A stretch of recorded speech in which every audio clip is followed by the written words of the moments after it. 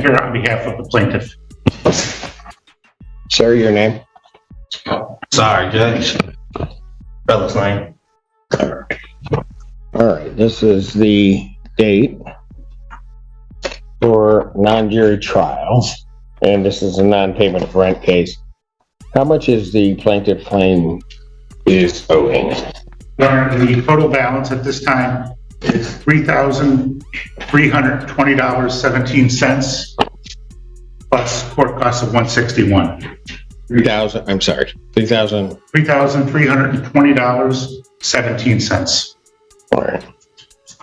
Hey, Yana, Sir, of that amount, is there any that you believe that you owe? no. You were going to say something. I was going to ask to Jack what he was about to say as far as about the numbers. About saying what I owe, but you already answered the question. Ask me the question. And I Mr. can break Finn, down that amount if you want me to, Your Honor. pardon? I can break down the amount if you'd like me to. Just one moment, we'll get to that. Sir, can I ask you, I received the documents from you. Is there a reason why you don't think you owe that amount? Because it's already been paid, Your Honor. Far as reporting adverse information about a co-signer Act 211 of 1989. Vanessa Place is trying to held me liable as the co-signer when I have an interest and a signature and I'm a natural person. So they're trying to go liable. Okay, so let me ask you this. Okay. Just so that I have the background on it. You reside in this unit that's at, I think, 315B. Correct. At 1000. You reside there. That's my place of abode. Well, you live there, right? Depends what you're talking about. I'm acting as a consumer. So, as far as like my, I'm there on special appearance, and my estate stays there. But as far as a natural man, I don't have no place. As far as my estate and my. Okay, so when whoever is in this courtroom leaves here to go to what they would call home, where does this person that's sitting here go?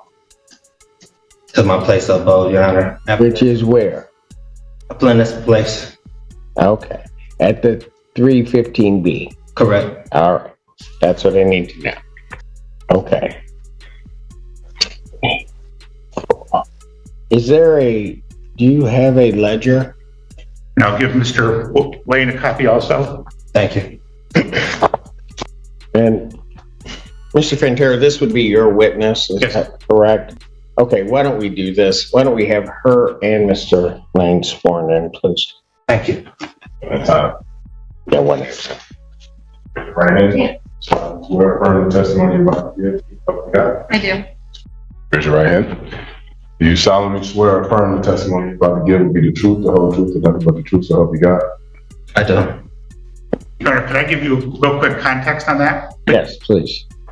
We had a previous case last summer where Mr. Lane received seraphites. And when we had the, I have a copy, I have a case number, I have a copy of the unsigned copy of the COD. That was entered on September 9th. SOS paid his rent through September, and it left a small balance of, I think about $119, which we waived. So the balance, even though it doesn't show it on there because we didn't actually get the SOS check till sometime later, his rent at the end of September was $0. Got it. So the total balance that's on there is 5 months of rent at $513, water and sewer bills, electric bills. There's not even any late fees, and then there's 161 in court costs. So I just want to clarify that, in fact, none of this goes back past September 30th. In fact, I don't know if you remember, we actually, when we had the previous case, Mr. Lane had sued Peninsular Place seeking the return of all money he paid forever. And he denied that he owed money, but simultaneously applied for Sarah, and he denied he applied for Sarah.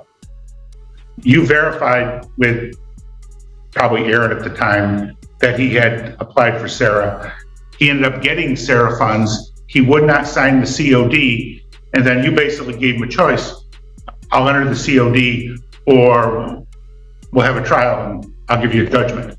But it sounds like he's raising some of the same stuff now that he attempted to raise. Your Honor, free to speak? Go ahead, sir. So, Your Honor, when I applied so first I didn't know what I was applying for.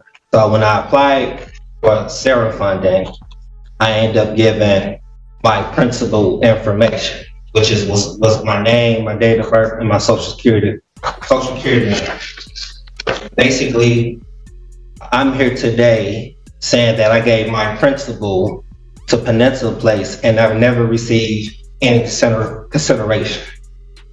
Your Honor, I don't understand what that means. I don't know what that means. However, are you Trellis Lane? That's a yes or no. Because I'll tell you, if you are, then we'll go ahead with the trial.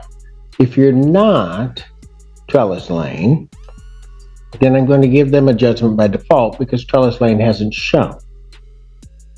I'm here on special appearance. No, you can't do that. You are not an attorney at law because you can't appear for somebody else. So my question is, and I'll ask it again, are you Trellis Lane? Yes, Your Honor. Thank you. So, Mr. Lane, October of 2022, did you pay rent to the landlord? Yes, Your Honor. Okay, and how did you pay that? I'm paying with my credits that's on file. So I sent instructions back in May, basically to get my account zero every month. You do what? I sent instructions back in May, then I sent another one to December to the CEO. The CEO of what? American Campus Communities. Saying it right. So he's seen my email, so he's aware of what's going on. Basically, like I say, I'm looking for consideration. I have not been getting no consideration, no adequate consideration. Well, you get adequate consideration for the contract and any payment by virtue of the fact that you have a residence. So I don't think consideration is even an issue. But Your Honor, I have several questions. Well, you can go ahead and ask your questions, but I don't know. Let me just ask this. October 2022, how did you pay your rent? I paid with my took the bill, I endorsed it. Did you give them cash? We don't have, We being whom? I'm saying, it's a credit system, Your Honor. It's a what? Credit system. We don't. So who's in charge of this credit system? You said who's in charge? Surely. I mean, we haven't had money since 1933, the Emerson Bacon Act. We being whom? Right. Who are you talking about when you say we haven't had money? Who is we? As far as like the United States haven't had money since 19. Oh, they definitely have, and I spent my share. So I don't know. You're saying you gave them credit. Yes. In what form did you give them credit in the month of October 2022? Then credit, I took the bill, which they give me a bill every month, which is a statement. I take the statement. If you want to, I can show you what I'm doing. I know what he's referring to. Can I show you? Yeah. Well, show him, and then I got copies for him. Here's what he's getting, Your Honor.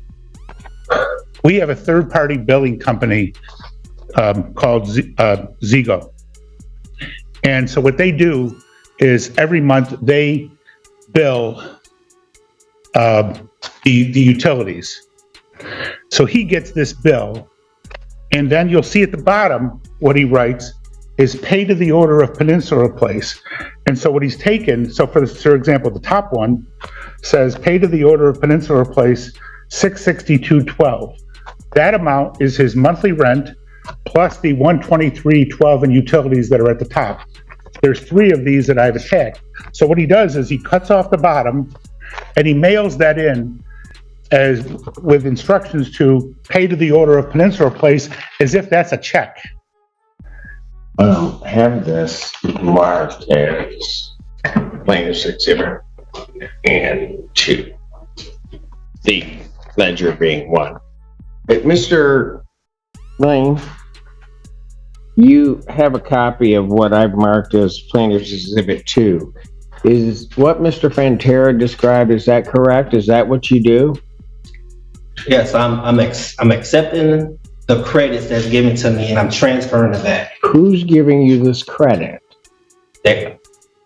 They who? So Peninsula Place, so in the beginning, when I signed up with Peninsula Place, I gave my principal information. So those payments are supposed to come to me as credit. So what payments? The payments that's coming every month. So those payments, they're trying to hold me liable for it, and I'm taking the credits that I'm receiving and dishing it back to Peninsula Place. Who's giving you credit? You said who's giving me credit? Yeah. I have credit, Your Honor. I have a security interest. In what? And this so-called contract with Peninsula Place. Okay, but who's giving you credit? Young man, you keep using these terms, payment, credit, and it seems to me as I'm listening to you that you're using them improperly. So my question is, have you paid anything to the plaintiff in US dollars or anything that evidences US dollars? No, I haven't paid in US dollars. Or anything evidencing US dollars? Like a check, credit card, anything like that? So this is... No, that's a yes or no. Can you repeat the question, Your Honor? Have you, let me just break it apart so we get it real clear. Have you paid for the months of October 2022, November 2022, December 2022, January 2023, or February of 2023? Have you paid to anything to Peninsula Place in US dollars? No, Your Honor. Have you paid anything to them that is evidence of an account which holds US dollars? Yes, Your Honor. What? And what account is it attached to? You better be careful about answering my question. Because if you're telling me that you gave them or paid them something that evidences an account that can access US dollars, show it to me. You said access to US dollars? Right here. What is that? What Mr. Fantera just gave? Yes. How does that access US dollars? Because, Your Honor, this account, I'm the holder and I have the interest. Then show me the balance on that account. They show you the balance? Yep. Just showed you the balance. No, you haven't shown me anything. Show me the balance on the account. If you give somebody something that evidences that they can access US dollars, then there is a balance on that account in terms of what you're giving them. Much as if somebody gave a check to them, they would be able to show the account for which they can then present that check and receive US dollars. Show me that account, Mr. Lane. Like I said, Your Honor, I don't know what else you're asking for. This is the... No, you know exactly what I'm asking for. You're asking for something that's coming out. Something that evidences that by that piece of paper that you've given them, that they can access US dollars. Okay. I don't have any other account besides this, Your Honor.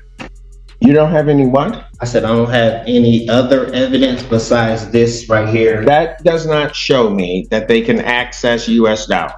Okay. Where would they take that to, in your mind? Where would they take that to access the United States dollars? Put it on the ledger.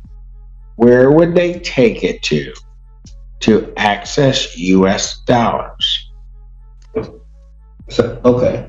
So, Your Honor, so I got a question. As far as landlord and tenant relations, relationships, it's sitting here. I'll try to answer your question as soon as you answer mine. Okay. Where would they take it to access US dollars? They would take it and take the check and put it on a ledger with my credit. Because if I owe something, Your Honor, it would be in the negative balance. How can I pay something that's in a positive balance? How can You don't have a positive balance. this is You have given them a piece of paper that you yourself just said is a check. So where would they take that to access your account so, Your Honor, and receive US dollars? they're acting in dishonor. They're taking it and they never said anything about or object to it. So it was off. Oh, they're objecting now, certainly. Where would they take it, Mr. Lane? So where would they take it? I mean, as far as they have a security deposit deposition bond. So they have it in a financial institution. What financial institution I'm not. would they take it to get cash from your check, as you call it, that would then be debited from your account? Where would they take it? Debited. So what about the credits, Your Honor? I don't see a credit. On this paper, it says credit, payments, and credits. That's not what it means, to the extent it says that. You have no credit. Where would they take it to get US dollars? So where would they take it? They would take it out of my trust, Your Honor. Out of your trust. Yes. Where is this trust located? We all have a trust in them. Okay, let's say we all do. I'm not accepting your premise, but let's say we all do. Where is your trust located? I'm not sure where it's located, Your Honor, but So if they wanted US dollars for this thing you purport to be a check, you can't tell them where to take it.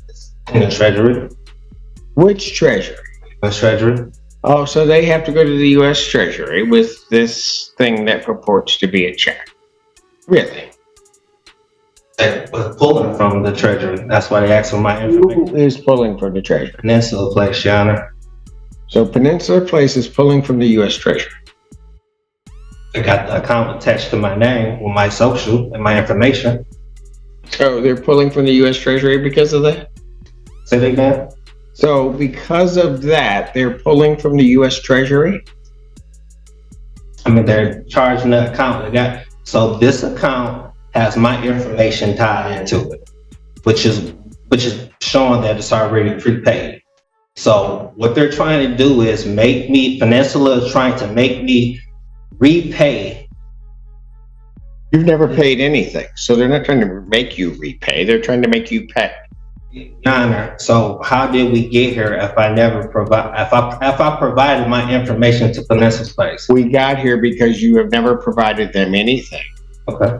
to pay on this account in US dollars or anything evidencing US dollars. That's how we're here for 5 months. You haven't done that. Okay. So in the contract, it says payment and then specify what type of payment. I'm asking you, have you paid them in US dollars? No, payment credit. But you have no credit. Beyond this is evident. Hold on. Okay. In order to pay in credit, if you will, you must have something that evidences a balance on that credit? I've already asked you once. Why not? I'll ask you again. Show me something that evidences the credit. That shows the credit, the birth certificate, and the social security number showing my line of credit that I applied. So how much is in that line of credit? You say how much is in the line of credit? Sure. If you got a line of credit, it's got to have a value. So how much is in it?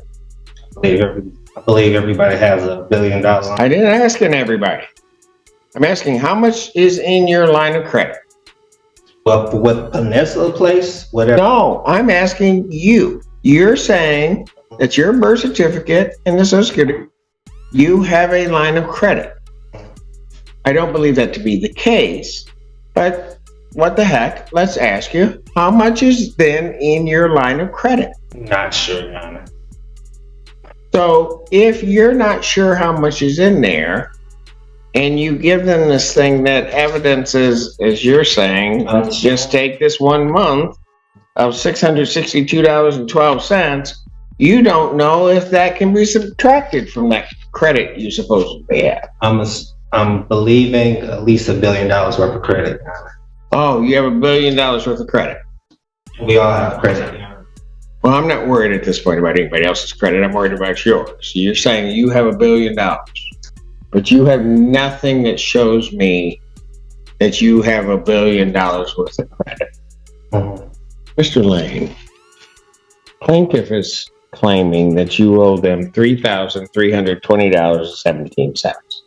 Tell me every reason why I should not give them a judgment for that amount. That's going against the Michigan Consumer Protection Act. What particular provision are you claiming of the Michigan Consumer Protection Act? Enter into a consumer transaction in which the consumer waives or purports to waive the right, benefit, or immunity provided by law unless a waiver is clearly stated and the consumer has specified consent to it. I never gave no consent. What have they asked you to waive? You said where they asked me to waive Mm-hmm. my rights. To what? Consumer. As a consumer of what? You said a consumer of what? Yeah. Of this contract. What rights did they ask you to waive? My interest.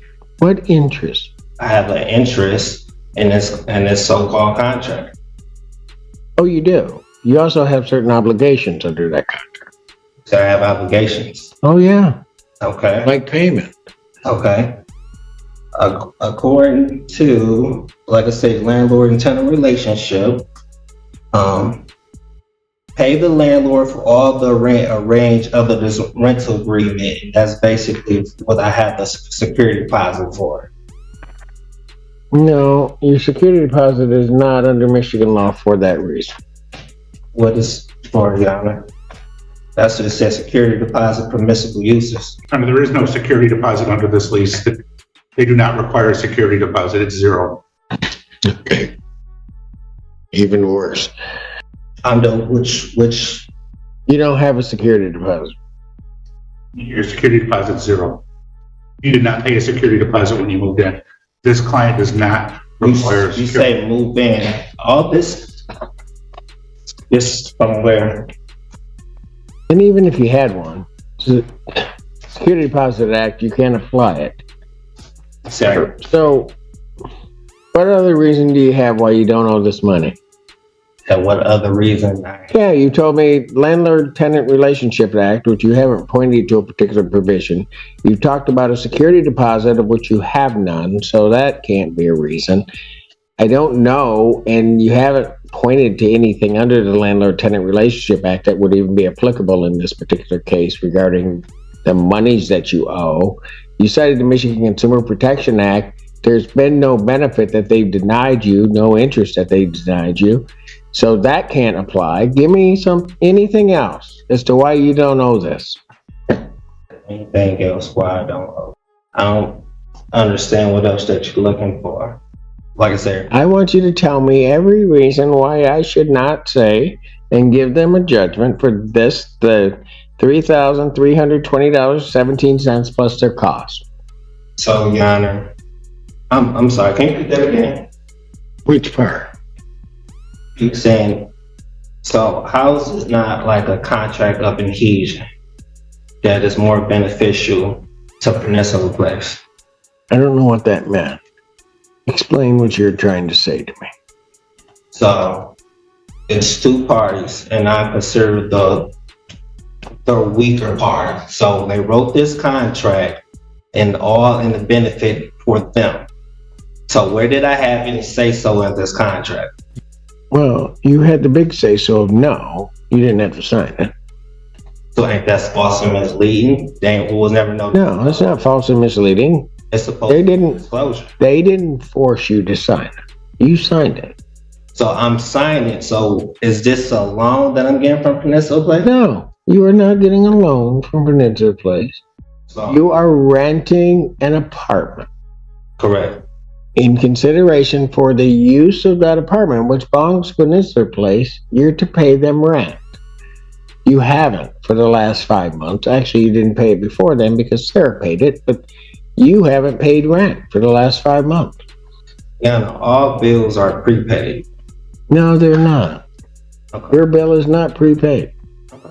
Like I said, it's in the positive balance. If I owe anything, it will be in the negative. I don't even know what that means because your positive versus negative is different than anybody else I've ever come across.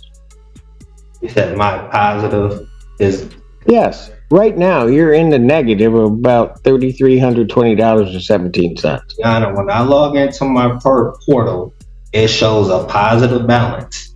I can't owe something in a positive balance. It's just if I log into my app on my mobile device to look at my bank account, it's in a positive balance. Your bank account. Yes, this is a positive balance. If I owe anything, it will be. So you have the money. So you have $3,320.17. I'm giving an example. Let's giving an example. If I owe anything, it'll be in the negative. I don't know what that means. You don't have a credit on this account. You owe them $33.20.17. If I don't have a credit, Yana, how do they make up an account number with all my information? I had to give them something. Yeah, you gave them your information. The only thing you haven't done is give them money. So in other words, you're telling me that I have to repay them, which is already paid. You never paid it. Okay. No matter how many times you keep saying it, you never paid it. Like I said, John, You've never paid anything since October. I have federal questions. You have federal questions. Okay, well, you can take those up where they'll hear those. I don't know what federal questions you have because every state question that you attempted to try to raise falls flat on its face. There's no violation of the Michigan Consumer Protection Act. There's no violation of the Truth in Renting Act. You haven't paid anything. You won't show me an account where that even evidences that you have the money. You haven't paid it. So this account right here doesn't show my name, Your Honor. You don't have an account. If you're talking about a financial account, you don't have an account. You haven't shown me one. I've asked you for it. You haven't shown it to me. Like I said, the account is right here, Your Honor. That's not your account. So who account is it? It has my name on it. You keep calling it an account. It is not an account. You'll have a lot of things that will have your name on them. They aren't your account. They're tied into with me, and I have an interest. Okay. You can have an interest. You can have all of that. You have nothing where they could go and get cash. Nothing where they could go and get anything that would even remotely represent payment on this account. And you haven't done so for the last 5 months. So, Your Honor, on this ledger, it say payments credit. Look, I'm not going to sit up there and go back and forth with you on that. I asked you just plain out. Tell me every reason why you don't think you owe this money. So, Your Honor, I'm a responsible party, and I gave my endorsements. They accepted, and I'm demanding payment. They never gave me payment.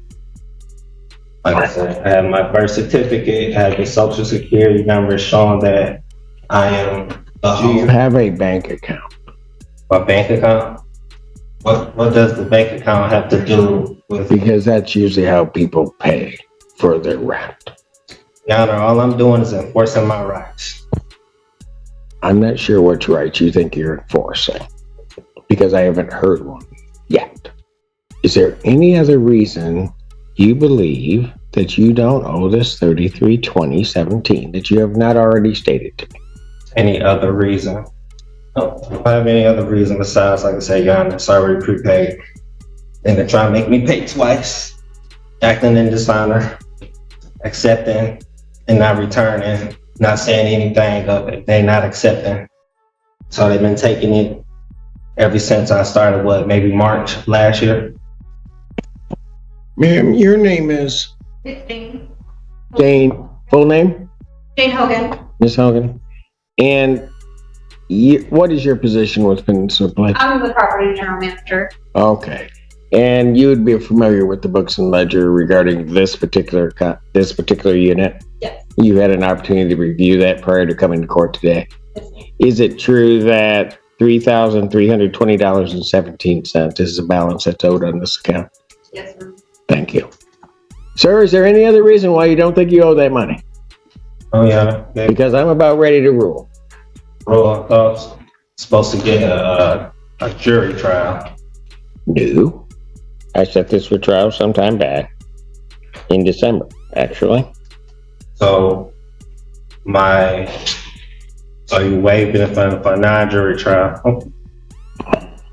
Sir, you gave no objection nor requested a jury trial.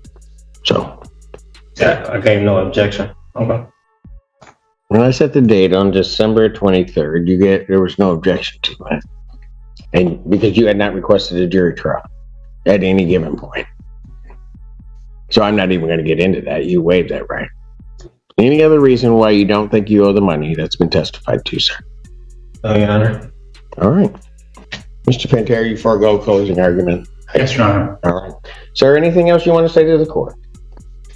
So I have federal questions to appeal a higher court. Yeah. As soon as I enter my judgment, you'll be able to appeal all you want, if you can perfect it. So the court, having heard the testimony in this case, the court would find that plaintiff has sustained their burden of showing that the defendant owes $3,320.17 in outstanding rent and charges on this account. And the court would order a judgment to the plaintiff in that amount, plus its cost. That would constitute then the redemption amount on this premises. The defendant would have 10 days to pay that, which means he would have to pay that by February 24th, or a writ of restitution or order of eviction may issue. I will sign a judgment. Should I show it to Mr. Plainman? Show it to him if you'd like, or you can present it to the court. I've issued my judgment. Okay. The court has signed that judgment. Thank you. Before we dive in, buckle up. Because this one gets wild fast, we're stepping into the courtroom of Judge Simpson, one of Michigan's sharpest, no-nonsense judges. And today's defendant genuinely believes the United States hasn't had real money since 1933. Yes, you heard that right. What starts as a straightforward non-payment rent case quickly spirals into a full-blown sovereign citizen showdown, complete with financial conspiracy theories, legal word salad, and an impressive amount of patience from a bench. Let's see how Judge Simpson handles an attempt to rewrite U.S. currency law in real time. And there it is. The gavel comes down.